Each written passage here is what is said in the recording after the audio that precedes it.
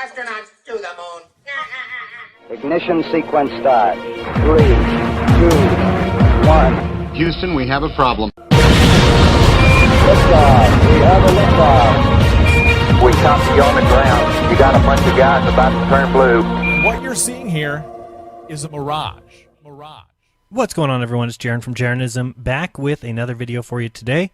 Should be a short one, as I am asking the question, is theoretical physics actually pseudoscience? Seems easy enough, but I don't want to simply tell you the answer. I'm sure you know my opinion, but rather I will provide you with the evidence and then allow you to formulate your own opinion or your own answer to the question. So let's get started. First, what is theoretical physics? Well, theoretical physics uses math and theory in order to come up with or derive the fundamental laws of nature and to make conclusions from these laws. Yep, ideas and mathematics giving little to no weight to experiments or observations. Sounds fun, huh? Books have been written and questions have been asked because to some it has become obvious that physics has been stuck for years because the belief in beauty and math have become so dogmatic that it now conflicts with scientific objectivity.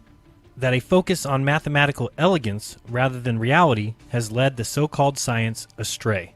It reminds me of a quote from Nikola Tesla, who of course was a real scientist, not a theoretical physicist, who said, "The scientists from Franklin to Morse were clear thinkers and did not produce erroneous theories. The scientists of today think deeply instead of clearly. One must be sane to think clearly, but one can think deeply and be quite insane. Today's scientists have substituted mathematics for experiments, and they wander off through equation after equation and eventually build a structure which has no relation to reality." Nikola Tesla.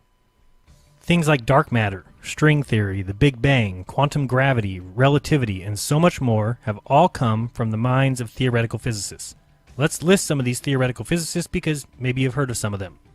Nicholas Copernicus, who formulated the Copernican principle that the Earth or human beings could not possibly be in a privileged position in the universe. Or Giordano Bruno, who told us that the stars are just like other suns. Or Galileo Galilei, who pushed the ideas of heliocentrism.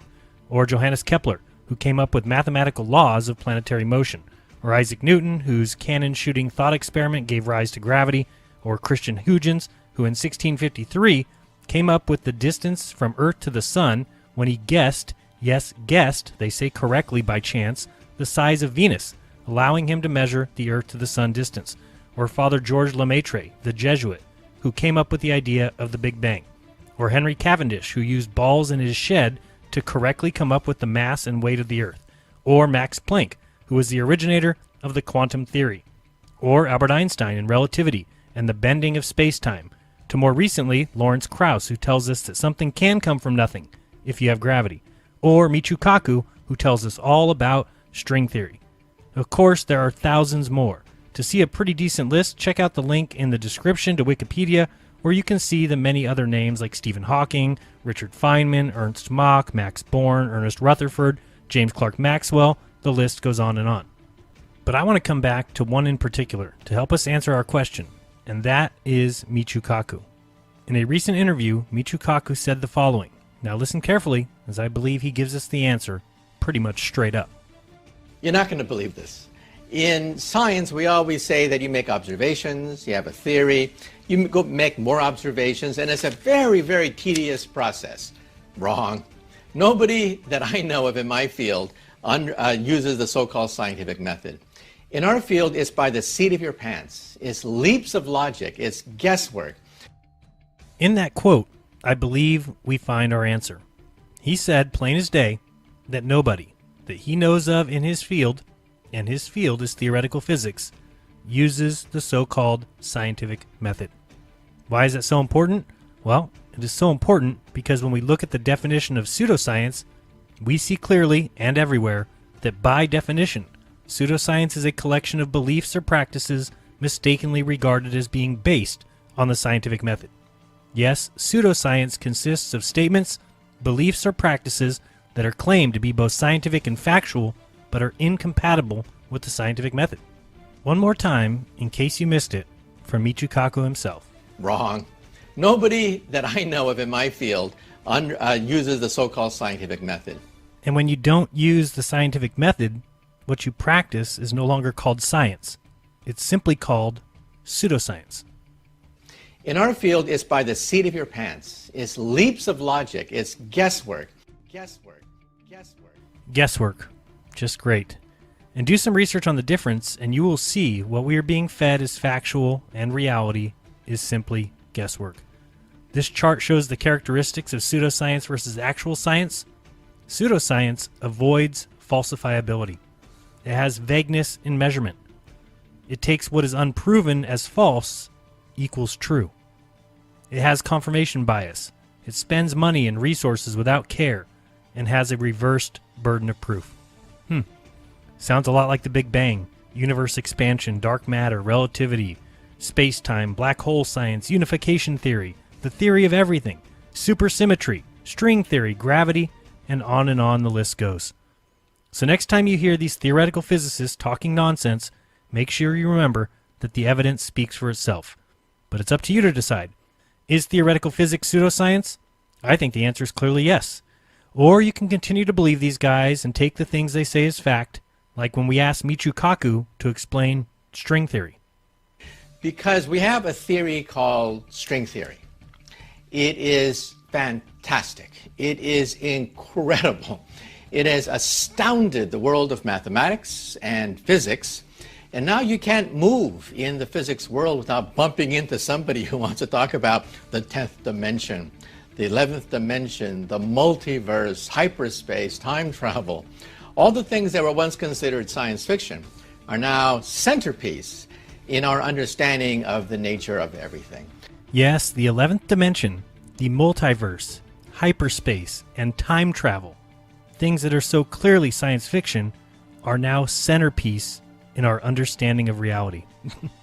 Or when someone asks Lawrence Krauss how the universe was created from nothing, and he gives this answer. Let me just give a 1 minute answer because it's a long question. What is remarkable is that to create stuff, it sounds like you need stuff. And to create stuff, and the conservation of energy, you would think, and this is what the argument's often used, conservation of energy means you can't start with nothing and have a universe with something. But what is amazing is when you add gravity into the mix, a miracle occurs, but a natural miracle. That gravity allows negative energy as well as positive energy configurations. And you can create, for example, two particles out of nothing. Now they have energy because of their rest mass. But if the gravitational field they're in is strong enough, the gravitational potential energy attracting them together is so strong and negative that the sum total of those two bits of energy can be precisely zero. And you can create those particles with impunity. And in fact, that happens, we think, near black holes. And in fact, it will happen in empty space. And so in fact, to create stuff, you don't need stuff. You just need nothing. And in this case, quantum mechanics. Well, then you'll know that the reason these answers don't make any sense at all is because they are nothing more than pseudoscientific junk. Period. Of course, you are free to your own opinion. Maybe you have a different answer, but when somebody asks me, is theoretical physics actually pseudoscience? The easy answer is yes. Last thing is, I don't want to give Michio Kaku too bad of a time because as time goes on, he's actually figuring it out a little bit. This quote he gave actually makes me feel a little bit better that some of these guys do see the light at the end of the tunnel. He said, "I've concluded that we are in a world made by rules created by an intelligence. Believe me, everything that we call chance today won't make sense anymore. To me, it is clear that we exist in a plan which is governed by rules that were created, shaped by a universal intelligence, and not by chance." Imagine that. So, thank you so much for watching this video. Remember to subscribe for more like it, click that thumbs up, and to share this video. As always, I remind you to do your own research because when you do, you'll never again believe what you've been taught. Till next time, this has been Jeranism. Peace.